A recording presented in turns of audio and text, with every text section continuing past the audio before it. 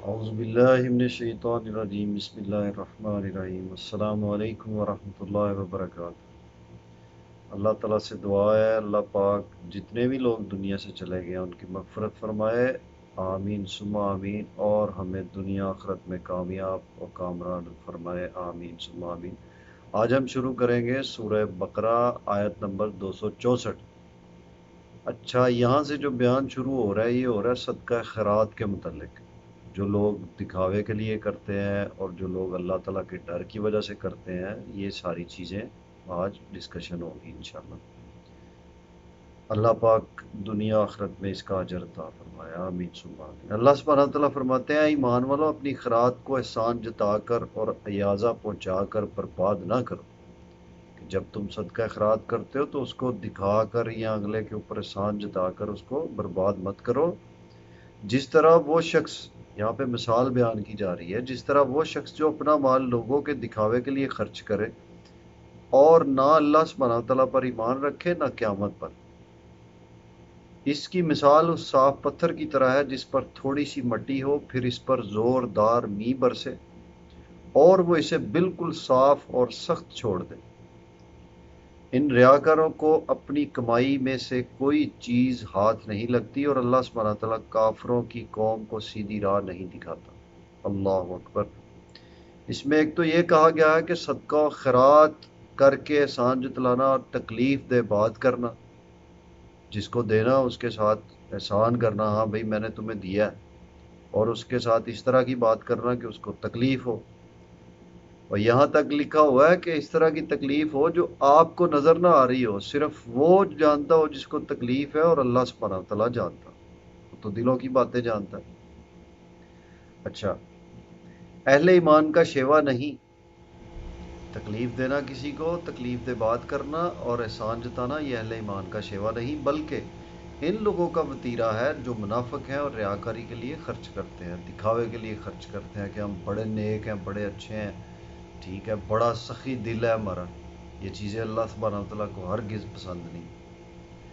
دوسرے ایسے خرچ کی مثال صاف چٹان کی سی ہے جس پر مٹی ہو، کوئی شخص پیداوار حاصل کرنے کے لیے اس کے اوپر بیج بو دے اور یہاں تک کہ وہ بیج جو ہے وہ پودے کی شکل اختیار کر لے، اس کے بعد زوردار بارش برسے اور اس بارش کے عوض کیا ہو کہ اس جو پتھر ہے اس کے اوپر وہ مٹی اور وہ پودا اور وہ بیج اس کا نام و نشان نہ بچے، نہ ہی پتھر کو فائدہ ہو، ٹھیک ہے، می برسنے کے بعد پتھر کو تو کوئی فائدہ نہیں ہوتا، اور نہ ہی اس بندے کو فائدہ ہو۔ تو اس لیے یہ بڑی واضح مثال اللہ سبحانہ تعالیٰ نے بیان فرمائی ہے کہ جو بھی آپ خرچ کرتے ہو اللہ سبحانہ تعالیٰ کی راہ میں اگر دکھاوے کے لیے خرچ کرو گے تو وہ اسی طرح ہے جیسے پتھر کے اوپر آپ نے کوئی مٹی ڈال کے کچھ بیج بویا، اس طرح مطلب کچھ بھی کیا تو بارش ہوئی تو وہ سارا کچھ ختم، وہ پہلے کی طرح ہو گیا جس طرح پہلے تھا۔ اللہ سبحانہ تعالیٰ ہمیں ان چیزوں سے بچائے، آمین ثم آمین۔ آگے والی آیت میں اللہ سبحانہ تعالیٰ ان لوگوں کی مثال بیان فرما رہے ہیں جو اللہ کی رضامندی اور خوشنودی اور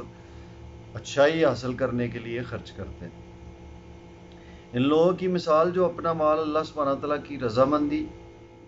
کی طلب اور دل کی خوشی اور یقین کے ساتھ خرچ کرتے ہیں، ان کی مثال اس باغ جیسی ہے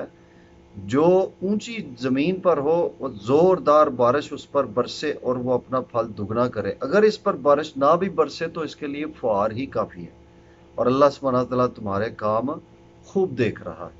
اللہ اکبر، اللہ اکبر کبیرہ والحمد للہ کثیرہ وسبحان اللہ بکرۃ واصیلا۔ میری ریکویسٹ یہ ہے سب سے قرآن پڑھا کرو زیادہ سے زیادہ، اس میں ایسی ایسی چیزیں مطلب پوری زندگی کا اس میں وہ بایو ڈیٹا دیا ہوا ہے کہ کس طرح زندگی گزارنا بندے کے لیے دنیا میں بھی آسانیاں اور آخرت میں بھی آسانیاں۔ اللہ سبحانہ تعالیٰ ہمیں توفیق عطا فرمائے، آمین ثم آمین۔ اچھا، اس کے بعد دوسری بات یہاں پہ یہ ہو رہی ہے کہ یہ اہل ایمان کی مثال ہے جو اللہ سبحانہ تعالیٰ کی رضامندی کے لیے خرچ کرتے ہیں۔ یہ دوسری جو آیت ہے یہ اہل ایمان کی مثال ان لوگوں کی ہے جو اللہ سبحانہ تعالیٰ کی رضامندی کے لیے خرچ کرتے ہیں، جو اللہ کی رضا کے لیے خرچ کرتے ہیں۔ ان کا خرچ کیا ہوا مال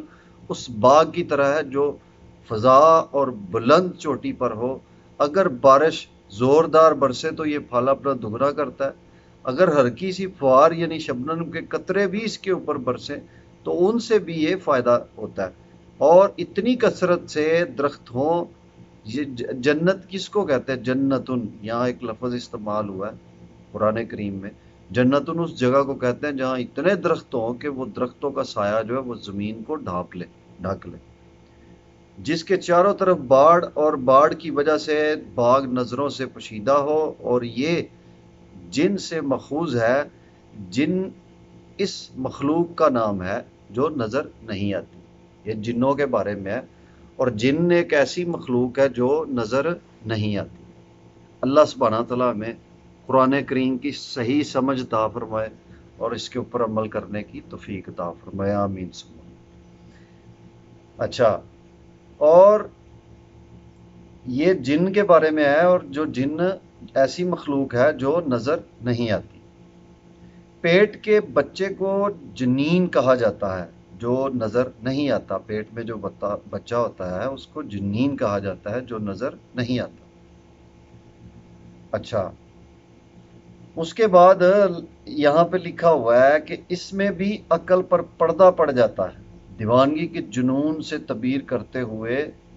کہ اس میں بھی عقل پر پردہ پڑ جاتا ہے، اور جنت کو بھی اس لیے جنت کہتے ہیں کہ وہ نظروں سے مستور ہے۔ اللہ اکبر۔ اللہ سبحانہ تعالیٰ آگے والی آیت میں فرماتے ہیں، کیا تم میں سے کوئی بھی یہ چاہتا ہے کہ اس کا کھجوروں اور انگوروں کا باغ ہو؟ تم میں سے کوئی بھی یہ چاہتا ہے کہ اس کا کھجوروں کا اور انگوروں کا باغ ہو، جس میں نہریں بہہ رہی ہوں، ہر قسم کے پھل موجود ہوں۔ اس شخص کا بڑھاپا آ گیا ہو، جس کے باغ ہیں اس کے اوپر بڑھاپا آ گیا ہو، اس کے ننھے ننھے بچے بھی ہوں، اور اچانک باغ کو بگولا لگ جائے اور جس میں آگ بھی ہو، بس وہ باغ جل جائے۔ اسی طرح اللہ سبحانہ تعالیٰ تمہارے لیے آیتیں بیان فرماتا ہے تاکہ تم غور اور فکر کرو۔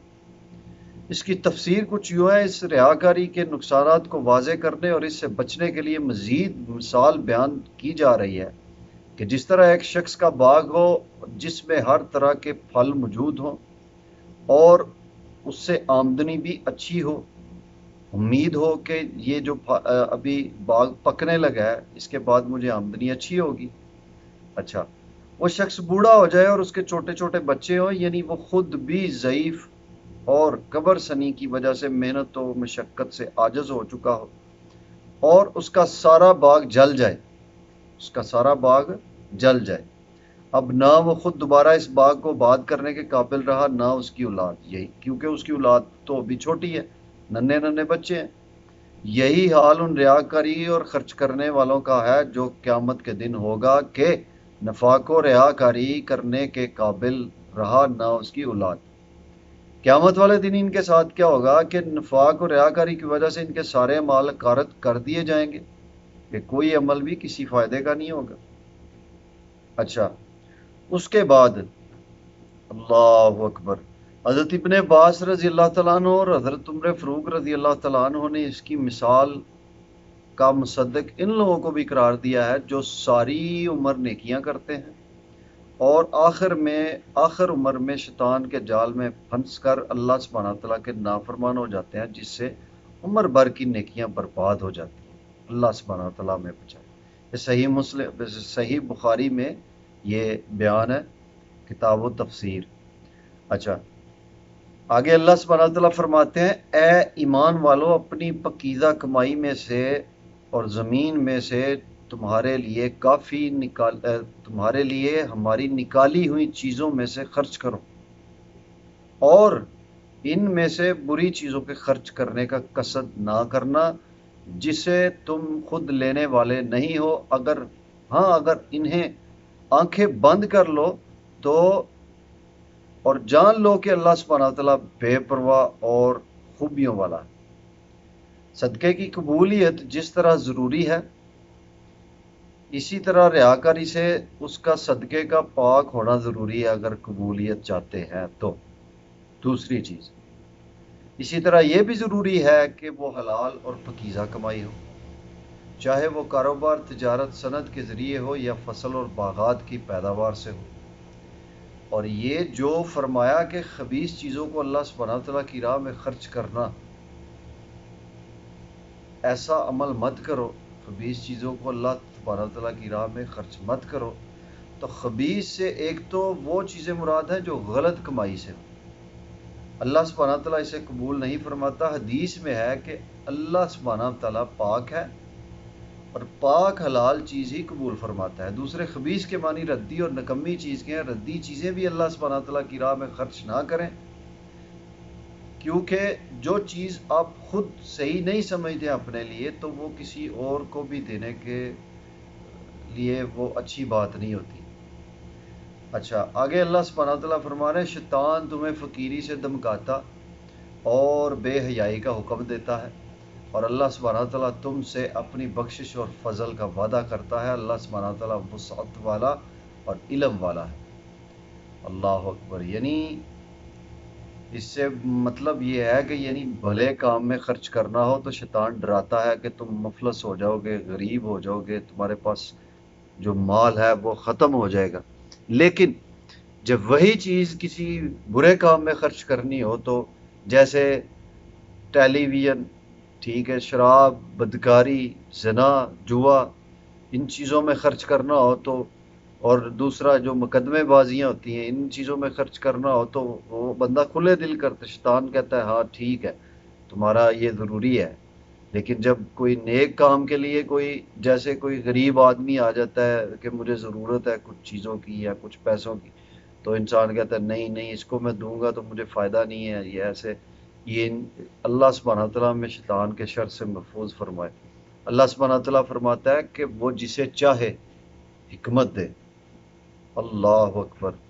وہ جسے چاہے حکمت اور دانائی دیتا ہے، اور جو شخص حکمت اور سمجھا دیا جائے وہ بہت ساری بھلائی دیا گیا، اور نصیحت صرف عقل مند ہی حاصل کرتے ہیں، کہ جس بندے کو عقل اور علم و فہم، اور بعض کے نزدیک ثابت رائے یعنی قرآن کے نسخ و منسوخ کا علم و فہم، قوت فیصلہ، اور بعض کے نزدیک صرف سنت یا کتاب و سنت کا علم و فہم ہے، یہ سارے ہی مفہوم اس کے مصدق ہیں۔ صحیحین وغیرہ میں ایک حدیث ہے کہ نبی صلی اللہ علیہ وآلہ وسلم کا فرمان ہے، صحیح بخاری میں یہ حدیث ہے اور صحیح مسلم میں بھی۔ صحیح بخاری میں کتاب العلم میں یہ حدیث ہے، اور صحیح مسلم میں کتاب الصلاۃ المسافرین میں یہ حدیث متواتر آ رہی ہے۔ آقا کریم صلی اللہ علیہ وآلہ وسلم فرماتے ہیں دو شخصوں پر رشک کرنا جائز ہے، کہ دو جو شخص ہیں ان کے اوپر رشک کرنا جائز ہے۔ نمبر ایک، وہ شخص جس کو اللہ سبحانہ تعالیٰ نے مال دیا ہو اور وہ راہ حق میں خرچ کرے، جس کو اللہ سبحانہ تعالیٰ نے بہت زیادہ مال دیا ہو اور وہ راہ حق میں خرچ کرے۔ اور دوسرا وہ شخص ہے جسے اللہ سبحانہ تعالیٰ نے حکمت دی، جس سے وہ فیصلے کرتا اور لوگوں کو اس کی تعلیم دیتا۔ اللہ اکبر کبیرہ۔ آگے اللہ سبحانہ تعالیٰ فرماتے ہیں تم جتنا بھی خرچ کرو یعنی خیرات اور جو کچھ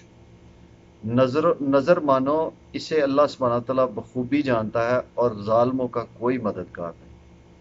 اللہ اکبر، بڑی ضروری چیز ہے یہاں پہ۔ نظر کا مطلب ہے کہ میں فلاں کام میرا ہو گیا، فلاں ابتلا سے میں نجات پا گیا، مجھے سکون مل گیا، تو میں اللہ سبحانہ تعالیٰ کی راہ میں اتنا صدقہ کروں گا۔ وہ ایک مطلب مقدار بندے نے متعین کی ہوتی ہے۔ اس نظر کا پورا کرنا ضروری ہے، اگر کسی نافرمانی یا نجائز کام کی نظر مانی ہے تو اس کا پورا کرنا ضروری نہیں ہے۔ نظر بھی نماز روزہ کی طرح عبادت ہے، جو نظر ماننا ہے وہ بھی نماز روزے کی طرح عبادت ہے، ٹھیک ہے جی۔ اور عبادت صرف اور صرف اللہ سبحانہ تعالیٰ کے لیے ہی ہے۔ اگر آپ اللہ سبحانہ تعالیٰ کے علاوہ کسی اور کی نظر مانتے ہیں تو وہ ایسے ہی ہے جیسے آپ نے اللہ سبحانہ تعالیٰ کو چھوڑ کر کسی اور کی عبادت کی، تو وہ کیا ہو گیا؟ وہ ہو گیا شرک، اور شرک جو ہے یہ بہت بڑا ظلم ہے۔ اللہ پاک سے دعا ہے کہ اللہ پاک ہمیں کفر، شرک اور بدعات سے بچائے، اور دنیا آخرت میں ہمیں کامیاب اور کامران فرمائے۔ آمین ثم آمین، وما علینا الا البلاغ المبین۔